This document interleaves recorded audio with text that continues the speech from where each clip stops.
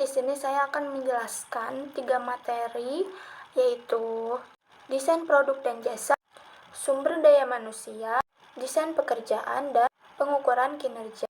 Lalu yang terakhir yaitu manajemen kualitas. Nah, untuk materi yang pertama yaitu desain produk dan jasa.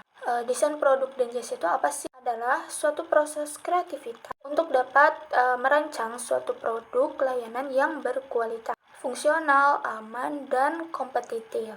Tujuannya adalah untuk dapat meningkatkan daya saing perusahaan dan juga kepuasan pelanggan. Terdapat poin-poin penting diantaranya yaitu pemilihan barang dan jasa, yaitu seperti analisis target pasar, kompetitor, nilai estetika, keamanan, biaya, dan keunggulan kompetitif. Lalu terdapat proses desain dengan beberapa tahapan, yaitu yang pertama ada ide, penelitian, konsep, rencana produksi, dan pasca produksi. Lalu selanjutnya ada penciptaan produk baru, yaitu diantaranya terdapat responsif dalam perubahan pasar, teknologi, sosial, ekonomi, dan juga hukum. Terdapat penggunaan produk dengan menggunakan 4 metode, yaitu yang pertama Quality Function Deployment atau Host of Quality, dan yang kedua yaitu Concurrent Engineering, dan yang ketiga ada Modular Design, dan yang ketiga itu ada ID, CAM, terus 3D Printing, dan terdapat Virtual Reality. Lalu juga dalam desain produk ini terdapat pendefinisian produk gambar, yaitu seperti teknik, BOM, keputusan buy atau make, dan juga terdapat teknologi kelompok. Lalu terdapat desain jasa yang menggunakan analisis PCN, yaitu Process Chain Network, yaitu efisiensi jasanya itu seperti otomatisasi, modularisasi, dan juga terdapat skrip layanan. Lalu yang selanjutnya terdapat penerapan pohon keberlanjutan, yaitu membantu memilih desain yang terbaik berdasarkan risiko dan juga hasil. Lalu selanjutnya terdapat keberlanjutan, yaitu seperti desain ramah lingkungan seperti reduce, reuse, dan recycle. Lalu penggunaan energi terbarukan, dan juga terdapat kolaborasi rantai pasok dan kepatuhan regulasi industri. Lalu selanjutnya terdapat materi yang kedua, yaitu terdapat SDM, desain pekerjaan, dan pengukuran kinerja. Lalu terdapat pokok materi, yaitu fokus pada bagaimana merancang suatu pekerjaan dan juga sistem kerja yang efektif, efisien, dan juga manusiawi. Tujuannya adalah untuk dapat memastikan karyawan bekerja dengan optimal dan sistem kerja yang adil dan juga terukur. Terdapat poin-poin penting diantaranya yaitu SDM dengan keunggulan kompetitif, yaitu terdiri dari pengaruh lokasi, teknologi, dan juga desain. Desain tata ruang terhadap performa kerja. Lalu terdapat juga perencanaan tenaga kerja, yaitu dengan jadwal kerja yang fleksibel, kerja paruh waktu, dan kebijakan stabilitas ketenaga kerjaan. Terdapat desain pekerjaan, yaitu diantaranya spesialisasi, rotasi, perluasan, atau yang disebut dengan enlargement, dan pengayaan kerja, yaitu enrichment. Lalu terdapat penggunaan tim mandiri, serta dapat meningkatkan tanggung jawab dan juga motivasi. Lalu terdapat motivasi dan karakteristik pekerjaan, yaitu diantaranya yang mana terdapat dari teori Hedgeman dan Oldham, yaitu diantaranya skill variety, job identity, job significance, autonomy, dan juga fatigue.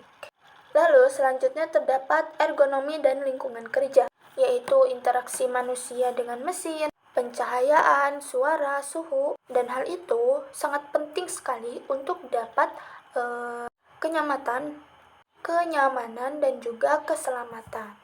Lalu terdapat metode analisis, yaitu diantaranya terdapat diagram flowchart, proses, activity, dan operation.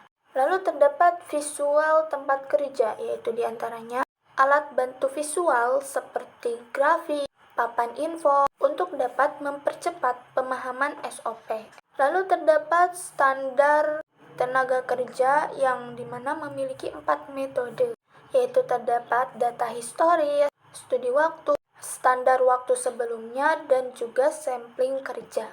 Lalu selanjutnya juga terdapat studi waktu, yaitu terdapat observasi dan juga terus waktu rata-rata, lalu terdapat waktu normal dan juga waktu standar. Lalu selanjutnya ada MTM dan juga TMU, yaitu terdapat hitungan mikro tenaga kerja dan juga waktu standar, yang dimana di sana itu ada 1 TMU yang sama dengan 0,036 detik. Lalu selanjutnya terdapat pengambilan sampel kerja, yaitu terdapat observasi acak, yaitu dengan kita menghitung proporsi waktu kerja versus tidak kerja. Lalu selanjutnya terdapat etika, yaitu dengan menjaga keadilan, keselamatan, transparansi, dan privasi dalam pengukuran kinerja. Lalu untuk materi selanjutnya yaitu terdapat manajemen kualitas. Materi pokoknya itu yaitu dengan berfokus pada sistem upaya sistematis untuk dapat menghasilkan produk dan layanan tanpa cacat secara konsisten. Terdapat poin penting yaitu dari definisi kualitas, yaitu kualitas adalah suatu tolak ukur utama untuk dapat mengutamakan serta mempertahankan kepercayaan pelanggan. Dan juga terdapat 8 prinsip dalam pengelolaan kualitas, yaitu terdapat fokus pelanggan, kepemimpinan, keterlibatan, sistem proses, pendekatan fakta, perbaikan berkelanjutan, hubungan supplier, dan juga sistem terintegrasi. Lalu selanjutnya juga terdapat biaya kualitas, yaitu cost of quality. Itu seperti prevention, appraisal, internal failure, dan external failure. Lalu selanjutnya terdapat PDCA, yaitu Plan Do Check Arts, yaitu merupakan suatu sistem siklus perbaikan keberlanjutan. Lalu selanjutnya terdapat Six Sigma, yaitu diantaranya terdapat target cacat, yaitu sebesar 3,4 per juta. Terdapat defect per million opportunities atau DPMO, atau pendekatan DMIEC. Lalu terdapat pemberdayaan karyawan, itu seperti inisiatif, pelatihan, dan juga partisipasi aktif. Lalu terdapat tolak ukurnya juga itu seperti indikator performa berbasis data kualitatif dan juga kuantitatif. Lalu selanjutnya terdapat just in time atau GIT, yaitu dengan mengurangi limbah dan biaya dan juga dapat meningkatkan kualitas. Lalu terdapat konsep Taguchi juga, itu terdapat desain produk tahan terhadap variabilitas lingkungan. Lalu terdapat alat TKM atau MKT, yaitu diagram Pareto, sebab akibat, terdapat pengendalian statis, dan juga terdapat 7 tools kualitas. Selanjutnya terdapat peran dan waktu inspeksi, yaitu inspeksi yang dilakukan pada input dan juga proses serta produk akhir untuk dapat menjamin mutu. Oke, baik, dari ketiga materi tersebut tadi sudah dijelaskan bahwasanya memiliki pilar utama, yaitu pilar pertama yaitu desain produk dan jasa. Fokus utamanya adalah untuk dapat menghasilkan produk jasa yang inovatif dan juga kompetitif. Tujuan akhirnya adalah untuk dapat memenuhi kebutuhan pasar. Dan untuk pilar kedua yaitu SDM dan juga desain kerja, yang mana fokus utamanya adalah mengatur bagaimana pekerjaan dapat dirancang dan juga dikerjakan. Tujuan akhirnya adalah untuk dapat motivasi kerja dan efisiensi karyawan. Lalu yang ketiga yaitu manajemen kualitas, yang dimana fokus utamanya adalah menjamin proses dan juga produk kualitas yang konsisten dan juga unggul. Nah, untuk tujuan akhirnya adalah terdapat kepuasan pelanggan dan juga reputasi pelanggan. Dan ketiganya itu sangat penting untuk dapat kita lakukan dalam mengelola suatu bisnis kita maupun di suatu perusahaan.